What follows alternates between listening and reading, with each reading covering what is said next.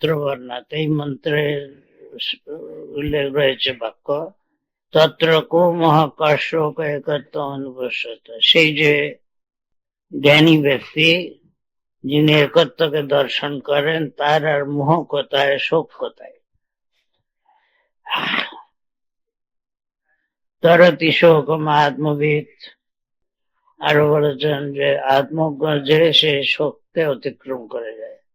বিদ্যাতে হৃদয় গ্রন্থি ছিদ্যান্তে সর্বসংশয় ক্ষীয়ন্তে চাস্য কর্মাণি তস্মিন দৃষ্টি পরাবরে ইত্যাদি শ্রুতিভ্যাস।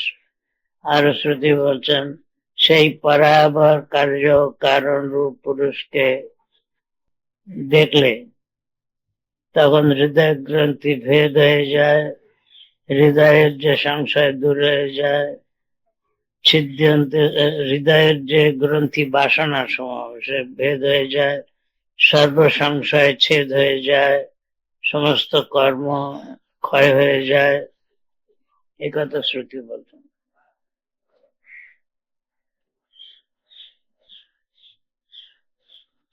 তো বলছেন তা তোমার হাতের শ্রুতি আমরা অস্বীকার করি না, কিন্তু কর্মসহিতাদ বিজ্ঞান তৎসিদ্ধতি পিছেদ, কর্মসহিত জ্ঞানের দ্বারা তাই সিদ্ধ হবে এই যদি বলি, বলে আছে তো এরকম কথা আছে, কর্মসহিত জ্ঞানের দ্বারা, যেমন বিদ্যাংশ অবিদ্যাংশ যস্তদ্বেদ উভয়ং, সেখানে বলছে জ্ঞান এবং কর্ম যে একসঙ্গে অনুষ্ঠান করে বলেছে, এই তো কর্মসহিত জ্ঞানের থেকেও তো এই ব্রহ্মজ্ঞান সিদ্ধ হবে বলবে, তা নয়। কেন? বাজসনীয়কে তস্য অন্য কারণত্ব বসনা, বাজসনীয় অর্থাৎ বৃহদারণ্যকে, সেখানেও সেই জ্ঞানের সিদ্ধি অন্য প্রকারে হয়, একথা বলা আছে। কি বলেছে? ইতি প্রস্তুত পুত্রেণ অয়ং লোকযজ্ঞ নান্যেন কর্মণা, কর্মণা পিতৃলোক বিদ্যা দেবলোক ইত্যাদি আত্মন অন্যস্য লোকত্রয়স্য কারণত্ব মুক্ত বাজসনীয়কে। বাজসনীয়কে এইরকম ভাবে বলা হয়েছে যে আমার স্ত্রী হোক, এই বলে আরম্ভ করে, এখানে আরম্ভ করে যায় মেসিয়া তত প্রজায় বৃত্তং মেসিয়া তত কর্ম অত কর্ম কুর্বীয়, এইভাবে করে বলেছেন। সেখানে আরম্ভ করে বলেছেন পুত্রের অয়ং লোক যোগ্য যজ্ঞ, পুত্রের দ্বারা ইহলোক লাভ করা যায়, নন্যেন কর্ম না, অন্য কর্মের দ্বারা নয়।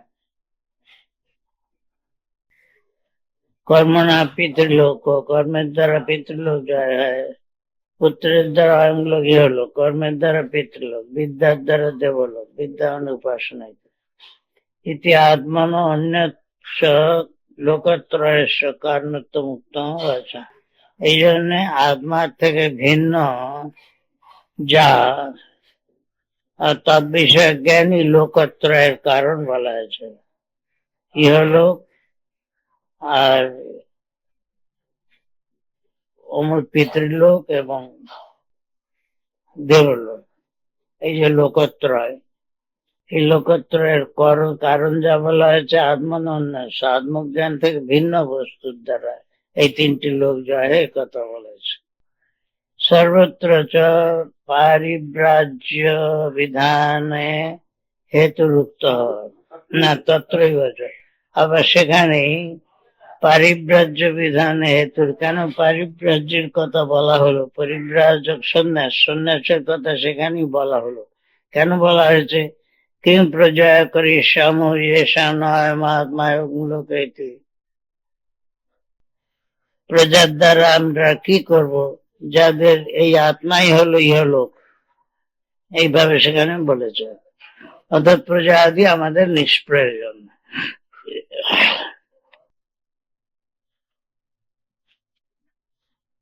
তত্রায়ণ হেতু অর্থ, এখানে এই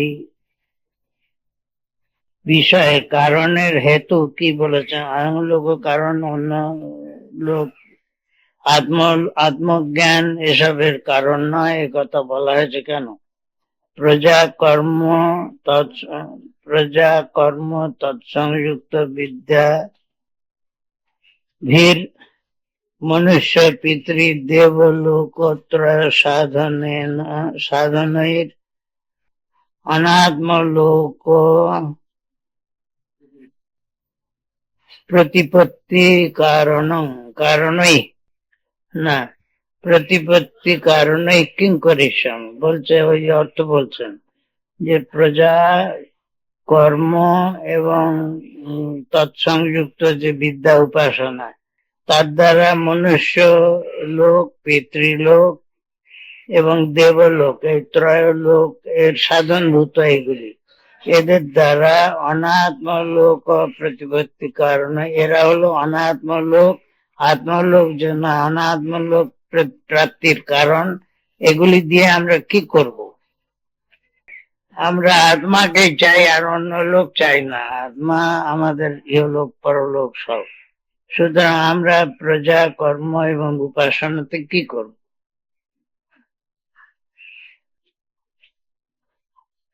না চ अस्माकं লোকত্রয় নিমিত্তং লোকত্রয়ম অনিত্যং সাধনা সাধ্য সিদ্ধং না সাধনা সাধ্যম ইষ্টম।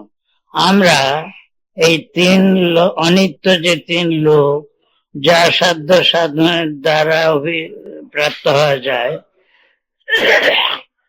সেই লোক আমাদের ইষ্ট নয়, অভিপ্রেত নয়। আমরা সে লোক চাই না। যে আসমাকং স্বাভাবিক অজ অজর অমৃত অভয় নবর্ধতে কর্মণা নৌকনিয়ান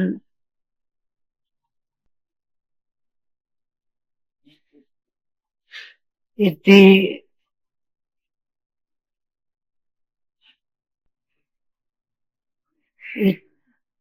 ইতি কি আছে? হ্যাঁ, না, কনিয়ান নিত্যস্ত লোক ইষ্ট বলছে। আমাদের এসব লোকের দরকার নেই। আমাদের না अस्माकं লোকত্র, এই তিন লোক যা অনিত্য, যা সাধ্য সাধনের দ্বারা সাধ্য, যে এই লোক আমাদের ইষ্ট নয়, অভিপ্রেত নয়। যে अस्माकं জয় আমরা, আমাদের যে স্বাভাবিক অজ অজর অমৃত অভয় নবদ্ধত কর্মণা নৌকনিয়ান ইতি নিত্যস্ব লোক ইষ্ট, আমাদের নিত্য লোক অভিপ্রেত। আমরা এরকম অনিত্য লোক চাচ্ছি না। ইহলোক বা পিতৃলোক বা কর্মলোক, এগুলি হচ্ছে অনিত্য লোক। এই অনিত্য লোক আমাদের অভিপ্রেত নয়। আমাদের চাই আমাদের নিত্য লোক। সেই নিত্য লোকের বলছেন কিরকম, যে স্বাভাবিক, অর্থাৎ সেটি আমাদের স্বভাব রূপ যা, সেই রকম অজ জন্মরহিত, অজর জরারহিত, অমৃত মৃত্যুরহিত, অভয় ভয়রহিত যে লোক কর্মণা বর্ধতে, কর্মের দ্বারা বৃদ্ধি প্রাপ্ত হয় না, নৌকনিয়ান হ্রাসপ্রাপ্ত হয় না, এমন যে নিত্য লোক, সেই নিত্য লোক আমাদের ইষ্ট, অভিপ্রেত। সচ নিত্যত্বান অবিদ্যা নিবৃত্তি ব্যতিরেকেন অন্য সাধন নিষ্পাদ্য। সেই যে লোক আত্মলোক, সেই নিত্য লোক, সেই লোকটি যেহেতু নিত্য, সেই জন্যে অবিদ্যা প্রভৃতি না অবিদ্যা নিবৃত্তি ব্যতিরেকে, অবিদ্যার নিবৃত্তি ছাড়া অন্য সাধনের দ্বারা নিষ্পাদ্য নয়। তাতে দরকার খালি অবিদ্যার নিবৃত্তি, যা আছে তা আছেই, আমাদের তদ্বিষয়ক যে অজ্ঞান রয়েছে তার নিবৃত্তি হয়ে যাওয়া, এইটুকু লাভ। এই হলে আমাদের প্রাপ্তি। লোক আমাদের অপ্রাপ্ত নেই, আত্মলোক আমাদের অপ্রাপ্ত নেই, প্রাপ্তই আছে। কেবল আমরা যেন মনে করছি হারিয়ে গেছি, সেই অজ্ঞানটিকে নিবৃত্তি করা, এই হলো আমাদের ইষ্ট। বুঝেছ? যেহেতু এই আত্মলোক নিত্য, সেই জন্য অবিদ্যা নিবৃত্তি ছাড়া অন্য সাধনের দ্বারা এই আত্মলোক সম্ভব। খালি অজ্ঞানের নিবৃত্তি হলেই হয়। তস্মাৎ প্রত্যগাত্ম ব্রহ্ম বিজ্ঞান পূর্বক সর্বৈষণা সন্ন্যাস এব কর্তব্য।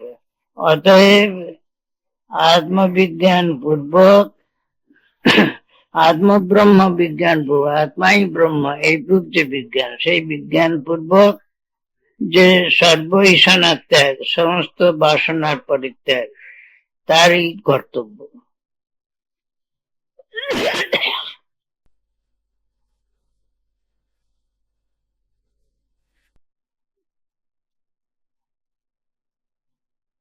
আর কর্ম সহভাবী বিরোধাচ্চ প্রত্যগাত্ম ব্রহ্ম বিজ্ঞান, সমস্ত ঐষণা সন্ন্যাস কেন বলছেন না, যেহেতু কর্ম সহভাবী নয়, সহভাবিত্ব বিরোধ, কর্মের সঙ্গে থাকার বিরোধী, অর্থাৎ কর্মের সঙ্গে থাকে না প্রত্যগাত্ম বিদ্যা। প্রত্যগাত্ম অন্তরাত্মার জ্ঞান, তা কর্মের সঙ্গে থাকে না, কর্ম বিরোধী। বুঝেছ? কর্ম সহভাবিত্ব বিরোধা, এটা কর্মের সহভাবী হতে পারে না, কর্ম সহভাবিত্বের সঙ্গে বিরোধ আছে, অর্থাৎ কর্মের সঙ্গে থাকতে পারে না। আত্মজ্ঞান কর্মের সঙ্গে থাকতে পারে না। নহি উপাত্ত কারক ফল ভেদ বিজ্ঞানেন কর্মণা প্রত্যস্তমিত সর্বভেদ দর্শনস্য প্রত্যগাত্ম ব্রহ্ম বিষয়স্য সহভাবিত্বম উপপদ্যত। বলছেন এই দুটি একসঙ্গে থাকা কিছুতেই যুক্তিযুক্ত হয় না। ব্রহ্ম জ্ঞান, আত্মজ্ঞান কিরকম না, কারক ফল ভেদ বিজ্ঞানকে স্বীকার করে নিয়েছে। কর্ম এগুলি ছাড়া হয় না, স্বীকৃত হয়েছে যেখানে কারক, কর্তা কর্ম আদি কারক, ফল কর্মের ফল বিবিধ প্রকার, এই প্রকার যে জ্ঞান, ইত্যাকার যে ভেদ জ্ঞান, সেই ভেদ জ্ঞান কে স্বীকার করে নিয়েছে কর্ম। কর্ম যা এই ভেদ জ্ঞানকে স্বীকার করে নিয়ে তবে হয়, সেই কর্মের সঙ্গে এই আত্মজ্ঞান বিরোধী। কিরকম বলছেন না, প্রত্যস্তমিত সর্বভেদ দর্শনস্য, আত্মজ্ঞান যাতে সমস্ত ভেদ জ্ঞানের নিবৃত্তি হয়ে যায়, প্রত্যগাত্ম ব্রহ্ম বিষয়স্য, যে জ্ঞানের বিষয় হচ্ছে সেই অন্তরাত্মার সঙ্গে অভিন্ন যে ব্রহ্ম, তার স্বভাবিত্ব না উপপদ্যতে, তার স্বভাবিত্ব একসঙ্গে থাকা যুক্তিযুক্ত হয় না, একটি আরেকটির বিরোধী।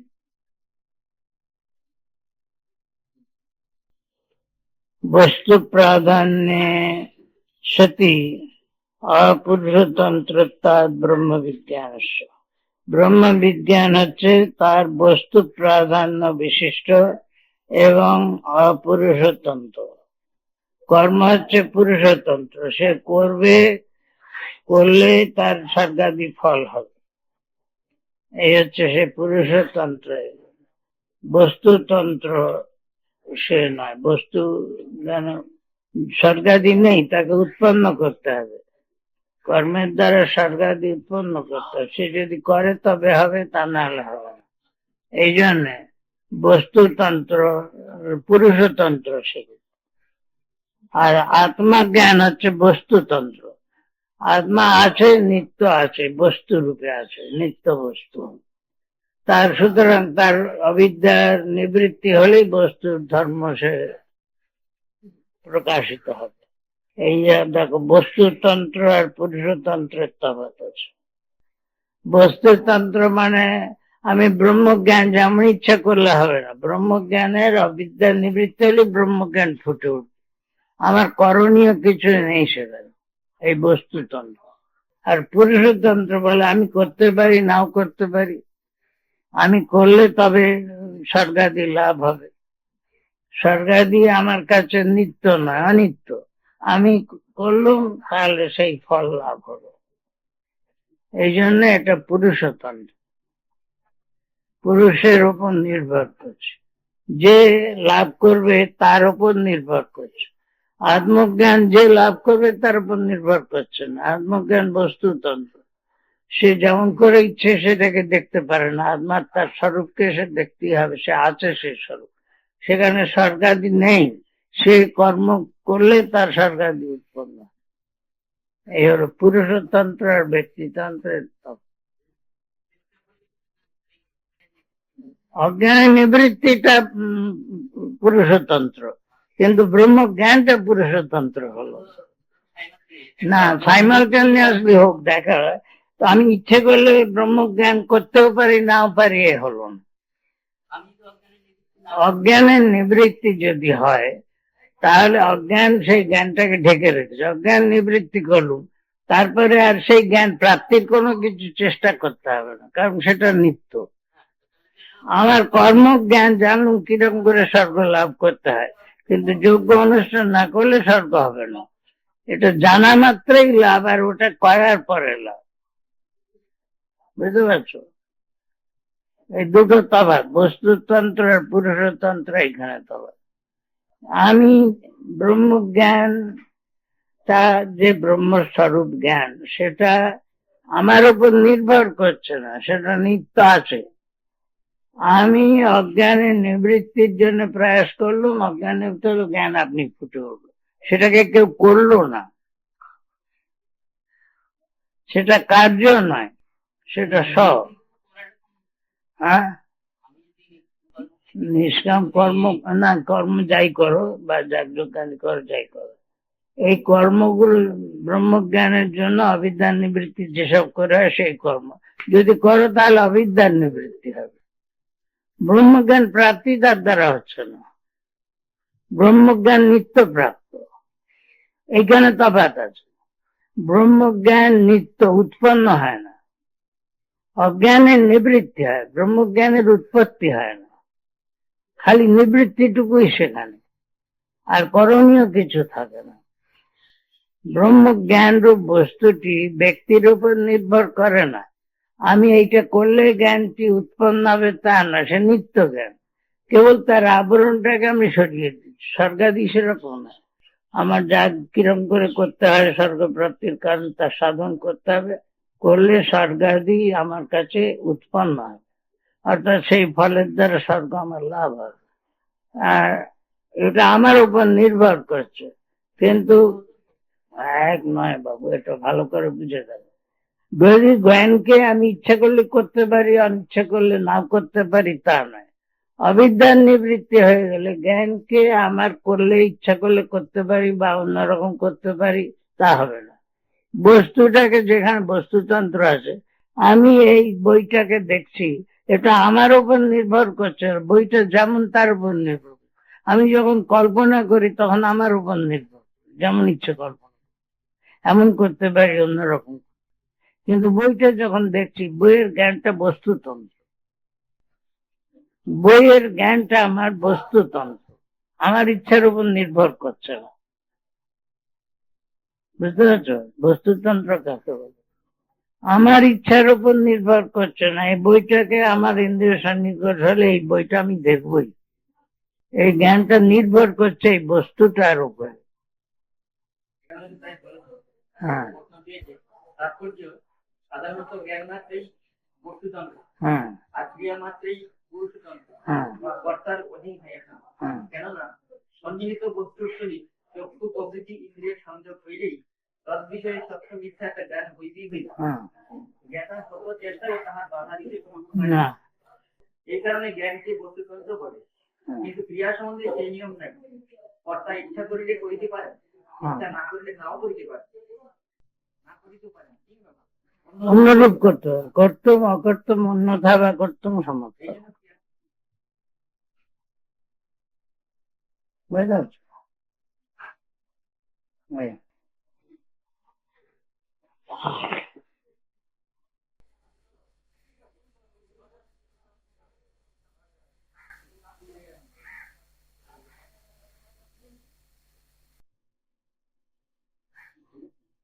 হুম,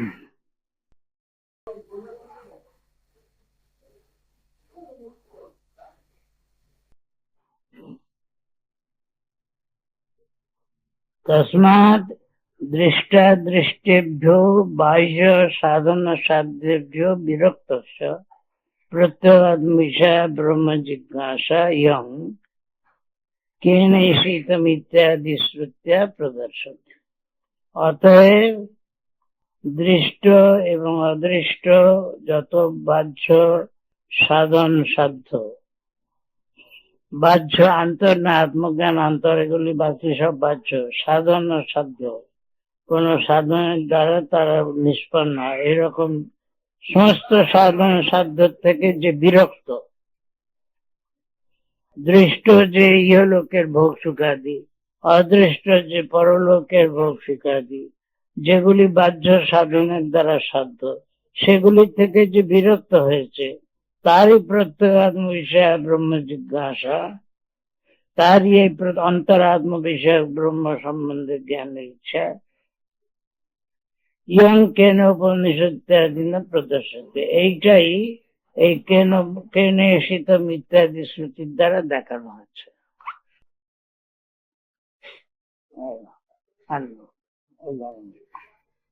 খুব ভালো করে পড়ো, তবে বুঝতে পারবে, শুনে খালি বিলয়।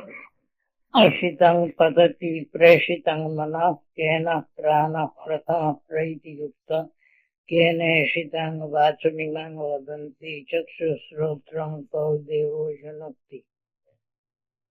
केनेषितं पतति प्रेषितः, কার দ্বারা নিয়ন্ত্রিত হয়ে, কার দ্বারা ঈপ্সিত হয়ে মন বিষয়েতে প্রবৃত্ত হয়। মনঃ পততি, মন পড়ে কোথায়? বিষয়ে পড়ে, বিষয়েতে নিযুক্ত হয়। কেন প্রাণ প্রথম প্রইতি যুক্ত, কেন যুক্ত প্রথম প্রাণ প্রইতি, কার দ্বারা যুক্ত হয়ে নিয়ন্ত্রিত হয়ে প্রথম প্রাণ মানে মুখ্য প্রাণ সে গমন করে। কেন ঈশিতাং বাচং মিমাং বদন্তি, কেন ঈশিতাং মিমাং বাচং বদন্তি, কার দ্বারা ঈশিত হয়ে ঈপ্সিত হয়ে এই বাক বলে লোকে। চক্ষু শ্রোত্রং কৌ দেব জন্তি, কে দেবতা চক্ষু ও শ্রোত্রকে যুক্ত করেন, বিষয়ের সঙ্গে যুক্ত করেন।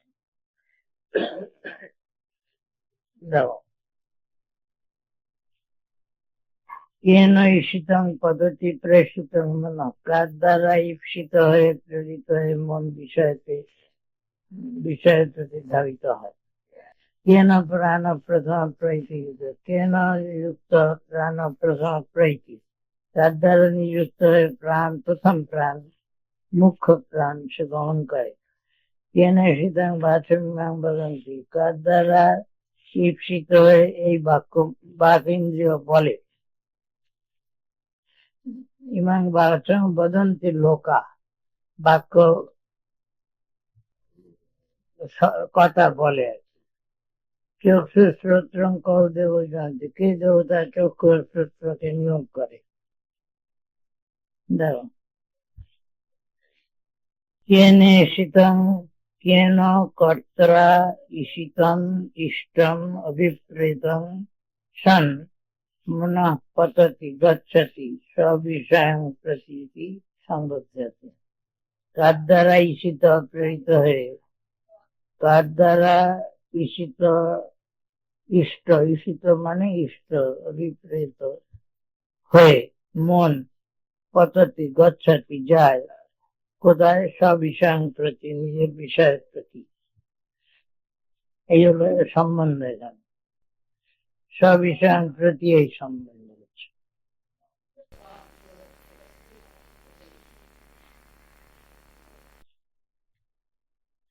ঈশে আভীক্ষ্ণস্য অর্থস্য গতি অর্থস্য চ ইহ অসম্ভবাৎ ইচ্ছার্থস্য এব এতদ রূপমিতি গম্যতে। ঈশ ধাতু আভীক্ষ্ণ আর গতি। আভীক্ষ্ণ মানে কি? আবিষ্ণু কি মনে করেছে তোমার মনে হয়?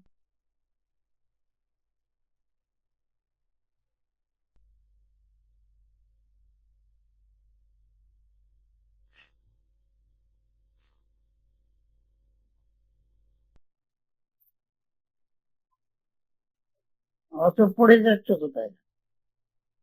আচ্ছা না, শ্লোকটার যেখানে অনুবাদ দিয়েছে, না ইয়ে শ্লোক না, ভাষ্যের অনুবাদ দিয়েছে তো, পড়ে যা ভাষ্যের অনুবাদটা, শ্লোকের যেখানে অর্থ করছে। আর আবিষ্ণু আর প্রণব, হ্যাঁ,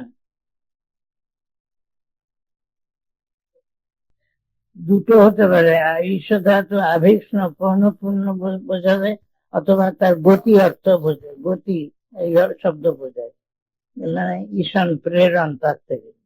এখানে এই দুটি সম্ভব নয় বলে এখানে ইচ্ছার্থ সহিব এটা যুগ, এখানে ইচ্ছা অর্থই, এখানে ইচ্ছা আবিষ্ণ মানে হলো পৌনঃপুণ্য, পৌনঃপুণ্য বারবার, ওটা অভ্যাস হলো।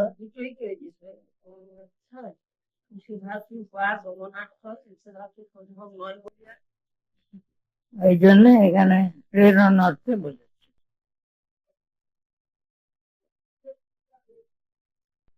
তাই তো? ঈশের মানে ঈশি ধাতুর আবিষ্ণ মানে পৌনঃপুণ্য রূপ অর্থ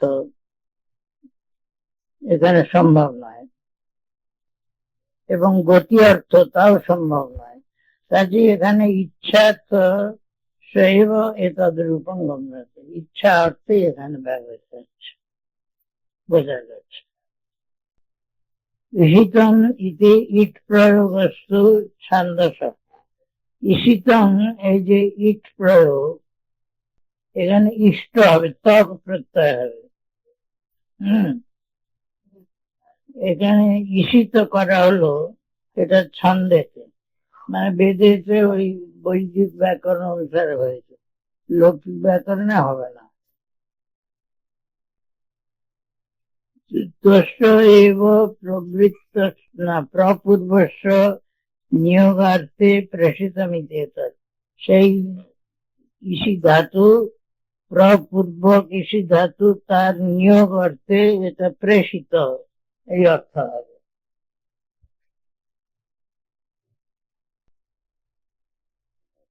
হলো? ঈশিত মানে কি বলছেন এখানে? ঈশিত মানে অনুপূর্ণ অর্থ হতে পারবে না, গতি অর্থ হতে পারবে না। এই জন্য এখানে ঈশ ধাতুতে ইচ্ছার্থ অর্থ হচ্ছে এখানে। হম,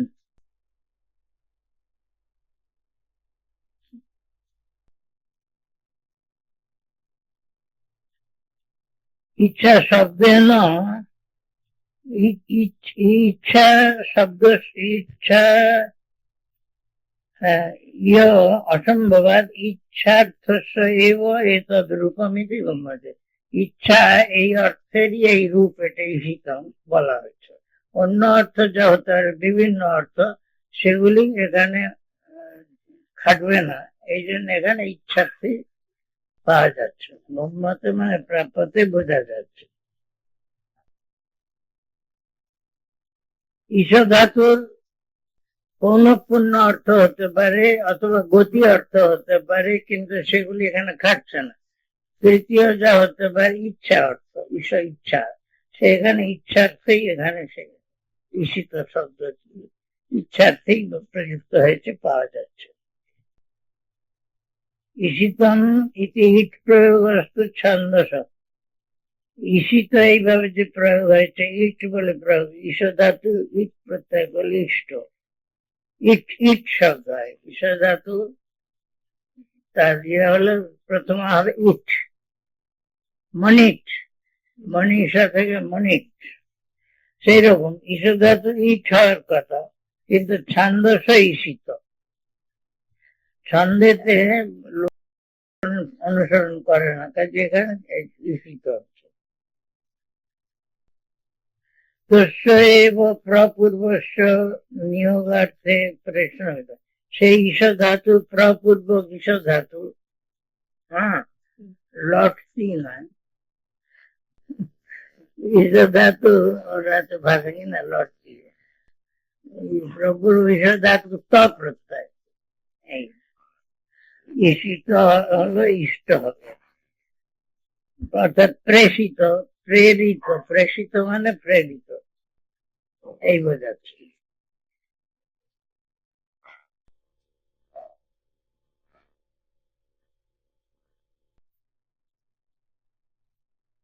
তত্র প্রেষিতম ইত্যেব উক্তে প্রেষয়িত্রী প্রেষণ বিশেষ বিষয় আকাঙ্ক্ষা স্যাৎ, কেন প্রেষয়িত্রী বিশেষণ কীদৃশং বা প্রেষণম ইতি। বলছেন এখানে এই প্রেষণ শব্দটি বলছে প্রেষিতম ইতি, এইটুকু যদি বলা হয়, কেন প্রেষিতম এইটুকু যদি বলা হয়, প্রেরিত আর কি, এইটুকু যদি বলা যায়, তাহলে কে প্রেষয়িতা, হ্যাঁ, প্রেষয়িত্রী এবং প্রেষণ বিশেষ বিষয় আকাঙ্ক্ষা, প্রেষক কে, প্রেষক প্রেষয়িতা কে, এবং প্রেষণ বিষয়ক আকাঙ্ক্ষা, প্রেষণ কি, প্রেষণ এতদ বিষয় আকাঙ্ক্ষা হয়, অর্থাৎ কেন প্রেষয়িত্রী বিশেষণ কীদৃশং বা প্রেষণমিতি, কে প্রেষয়িতা, তার দ্বারা, কোন প্রেষয়িতার দ্বারা, অথবা কি প্রকার প্রেষণ, এইরকম প্রশ্ন মনে ওঠে, আকাঙ্ক্ষা হয়, জানবার ইচ্ছা হয়। কাজে এখানে ঈশিতম ইতি তু বিশেষণে সতী তদুভয় নিবর্ততে, এই ঈশিত, ঈশিত প্রেষিত এই দুই আছে, কেন ঈশিতং পততি প্রেষিতম, ঈশিতম ইতি ঈশিতম ইতি তু বিশেষণে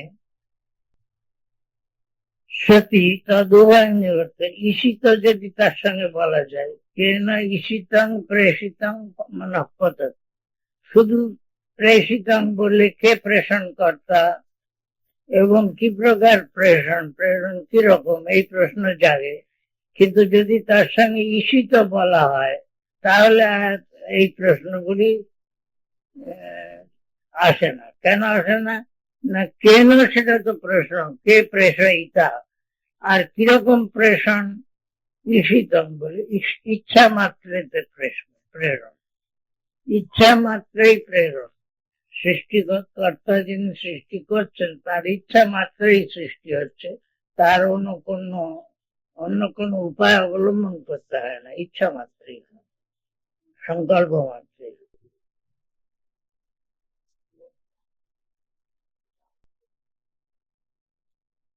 বুঝেছো, ঈশিত শব্দ বলায়, প্রেষিতের আগে ঈশিত শব্দের বিশেষণ দেওয়ায় তদ উভয় নিবর্তিত, দুটি যে মানে প্রশ্ন জাগে সে দুটি নিবৃত্ত হচ্ছে, দুটির উত্তর হয়ে যাচ্ছে। কস্য ইচ্ছা মাত্রেণ প্রসিতম ইতি অর্থ বিশেষ নির্ধারণা, অর্থাৎ তাহলে দাঁড়াচ্ছে কার ইচ্ছা মাত্রে প্রেরিত হয়, এই অর্থ বিশেষের নিশ্চয় হয়ে যায়, এইটুকু বলে।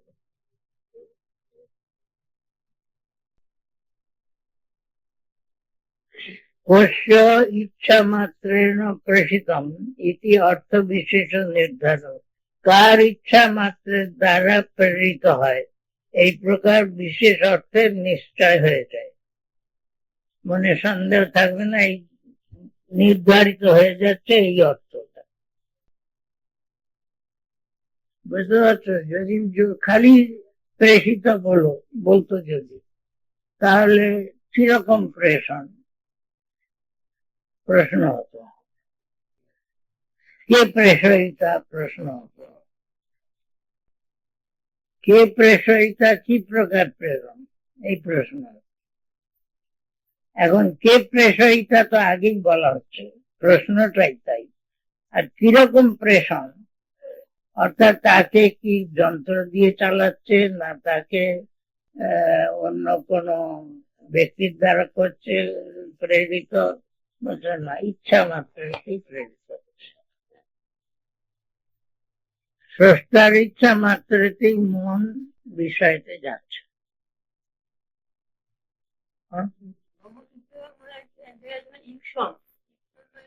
আলাদা আলাদা। ইক্ষণ মানে আলাদা থাকা নয়, ইক্ষণ মানে দৃষ্টি দেখা, স্ব-ইচ্ছা। তিনি ইচ্ছা করলেন আর এই সব সৃষ্টি করলেন, ইক্ষণ করলেন, দৃষ্টি করলেন, দৃষ্টি করলেন।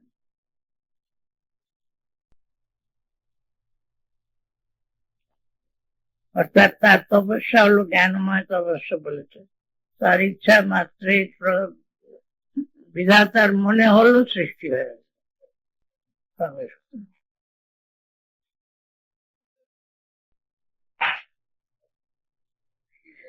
হলো কস্য ইচ্ছা মাত্রেণ প্রেষিতম ইতি অর্থ বিশেষ নির্ধারণা।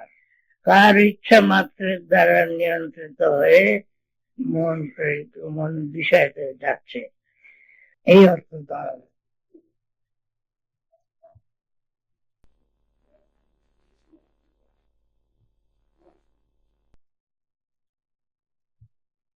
এখানে আরো প্রশ্ন হচ্ছে, যদ্যপি এস অর্থ অভিপ্রেত স্যার, যদিও এইরকম অর্থ অভিপ্রেত হতে পারে, তাহলে কেন ঈশিতম ইতি এতাবতা এব সিদ্ধত্ব প্রেষিতম ইন্ন বক্তব্য। যদি এইটুকু ইচ্ছা হয় কার দ্বারা ঈশিত হয়, তাহলে কেন ঈশিতম এই কথা বললেই হতো, আবার প্রেষিত বলবার দরকার হতো। কেন ঈশিতম, কার দ্বারা ঈপ্সিত হয় মন বিষয়ে ধাবিত হয়। আবার প্রেষিত বললে, ঈশিত বললে আবার প্রেষিত বললে, দুটো বললে কেন।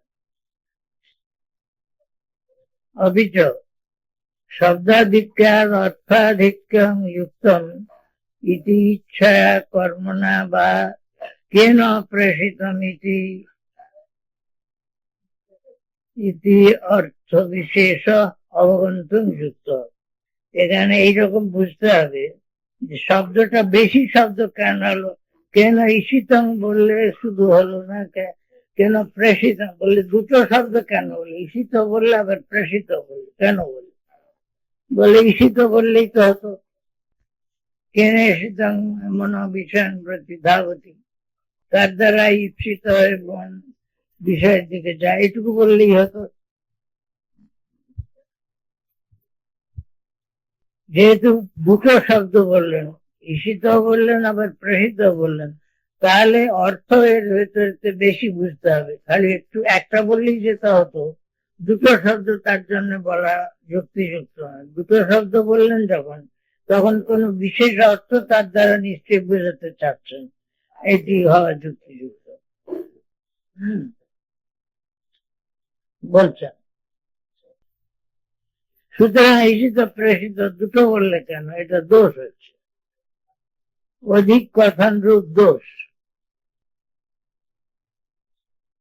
বিষয় যখন বলে উক্তি, অত্যুক্তি আর অনুক্তি, একটা বললাম যেটা বলার তাৎপর্য সেইটুকু বিষয় বলবো, তার কম বললেও দোষ হবে, বেশি বললেও দোষ হবে। শব্দ বেশি দিলে তার অর্থ কি, কেন শব্দ বেশি দিলুম, একটু প্রশ্ন উঠতে পারে। তাই বলছেন শব্দাধিক্যাদ অর্থাধিক্যং যুক্তম, শব্দ বেশি থাকলে তার অর্থ বেশি কিছু থাকবে, এই যুক্তিযুক্ত। কাজেই ইচ্ছা কর্মণা বাচা বা কেন প্রসিদ্ধ, কাজেই ইচ্ছার দ্বারা, কর্মের দ্বারা তো বাক্যের দ্বারা, তার দ্বারা প্রেরিত, এটি এই অর্থ বিশেষ বুঝতে হবে। এখানে বুঝতে হবে এই অর্থ বোঝাচ্ছে ন, সিদ্ধান্ত বলছেন তা নয়, এখানে বিশেষ অর্থ অধিক অর্থ বোঝাচ্ছে না। প্রশ্ন সামর্থ্যাৎ দেহাদি সংঘাতাৎ অনিত্যাৎ কর্ম কার্যাৎ বিরক্ত অত অন্য কুতস্থং নিত্যং বস্তু বহুত সমান পৃচ্ছতি এটি সামর্থ্যাৎ উপপদ্যতে। এই প্রশ্ন সামর্থ্য বসতেই বুঝতে পারা যাচ্ছে অর্থ কি। কেন না, দেহাদি সমষ্টি সংঘাত, তার যে যা হচ্ছে অনিত্য, হ্যাঁ, যেটি হলো কর্মের কার্য, এর থেকে বিরক্ত যে, হ্যাঁ, অত অন্য কুটস্থ নিত্যং বস্তু এই দেহাদি থেকে ভিন্ন নিত্য অবিকারী বস্তুর অন্বেষণ করছে যে, সে প্রশ্ন করছে, এই সামর্থ্য বশত বোঝা যাচ্ছে। সামর্থ্য বশত এই প্রশ্ন সামর্থ্য থেকে বোঝা যাচ্ছে যে প্রশ্নকর্তার অভিপ্রায় হচ্ছে, এমনি তো দেখছি আমরা মন বিষয়তে যাচ্ছে, কিন্তু বলছি যে না, বিষয়তে শত মন যাচ্ছে না, কেউ প্রেরণ করছে তাকে বিষয়তে। এই যে তার মানে আমি এর অতীত, দেহ ইন্দ্রিয়াদি অতীত কোন তত্ত্বকে জানতে চাচ্ছি, যার দ্বারা প্রেরিত হয়ে এই বিষয়গুলি কাজ করছে। এখানে তাই বলছে প্রশ্ন সামর্থ্য থেকে বোঝা যাচ্ছে, দেখো, শাস্ত্রাধিক শব্দাধিক্যাদ অর্থাধিক্যং যুক্তমিতি ইচ্ছা কর্মণা বাচা বা কেন প্রসিতমিতি অর্থ বিশেষ অবগন্তুম যুক্ত। বলছে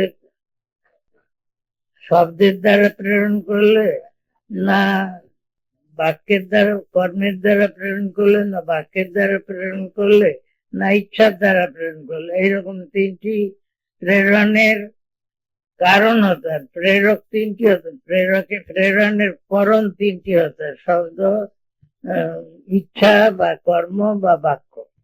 কার দ্বারা প্রেষিত এই বিশেষ জানা যাচ্ছে ঈশিতং প্রেষিতং বলে, ইচ্ছার দ্বারা প্রেরিত বলে। এই যদি বলি উত্তর, তো বলছেন না, তা না। কেন?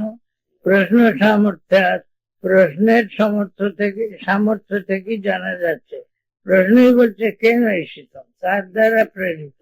তার মানে কার দ্বারা প্রেরিত তা আমাদের জ্ঞাত নয়, আমরা জানি না কার দ্বারা প্রেরিত। তাই বলছেন দেহাদি নির্ঘাত, দেহাদি সংঘাত, দেহাদি রূপ যে সমষ্টি, তার থেকে যেটি দেহাদি সংঘাত, যেটি অনিত্য, যেটি কর্মের কার্য, কর্মের ফল, তার থেকে বিরক্ত হয়ে আর এ থেকে অন্য ভিন্ন অবিকারী নিত্য বস্তুকে অন্বেষণ করে জানতে চেয়ে সে প্রশ্ন করছে। এই সামর্থ্য, প্রশ্নের সামর্থ্য থেকে বোঝা যাচ্ছে দেহ মন কাজ করছে, আমরা তেমনি দেখতে পাচ্ছি। এর পেছনে আর একটি কেউ আছে, যে দেহ নয়, মন নয়, ইন্দ্রিয় নয়, পেছনে কেউ নিয়ন্ত্রণ আছে, এটুকু বোঝা যাচ্ছে। সেই নিয়ন্ত্রণটি কে, এই জানবার অভিপ্রায় প্রশ্ন হচ্ছে। প্রশ্ন হচ্ছে জানবার অভিপ্রায়, প্রশ্নের দ্বারাই বোঝা যাচ্ছে যে প্রশ্নকর্তা এটি জানতে চায়। এই জন্য কেনে এসে তখন পদ্ধতি প্রেরিত যাচ্ছে, দেখতে পাচ্ছি মন যাচ্ছে, কার দ্বারা প্রেরিত হয়ে যাচ্ছে বলার উদ্দেশ্য কি, না মন স্বতঃ পারে না, জড় সে, এই জন্য কারো দ্বারা প্রেরিত হয়ে সে যাচ্ছে, সেই প্রেরণ ইচ্ছার দ্বারা প্রেরিত হয়ে সে যাচ্ছে। এইরকম ভাবে প্রশ্ন সামর্থ্য থেকেই জানা যাচ্ছে যে দেহাদি সমষ্টি থেকে ভিন্ন, যা অনিত্য, যা কর্মের ফল, তার থেকে যে বিরক্ত, এবং সুতরাং কুটস্থ নিত্য ভিন্ন একটি বস্তুকে সে জানতে চায়, কাজেই তা প্রশ্ন করছে। এই প্রশ্নটি প্রশ্নের থেকেই বোঝা যাচ্ছে, এই যে তার অভিপ্রায় কর্তা, সে প্রশ্নের সামর্থ্য থেকেই বোঝা যাচ্ছে। ইতরথা ইচ্ছা বা কর্ম দেহাদি সংঘাত প্রসিদ্ধ মিতি প্রশ্ন অনর্থক। এ না হলে, অন্যথা ইতরথা মানে তা না হলে, ইচ্ছা বা কর্ম এসবের দ্বারা দেহাদি সংঘাতের প্রেরিতৃত্ব প্রসিদ্ধ। দেহাদি সংঘাতই সব করছে, এটা আমরা দেখতে পাচ্ছি। কাজে এই প্রশ্ন অনর্থক, যে দেহাদি নয় এই কথা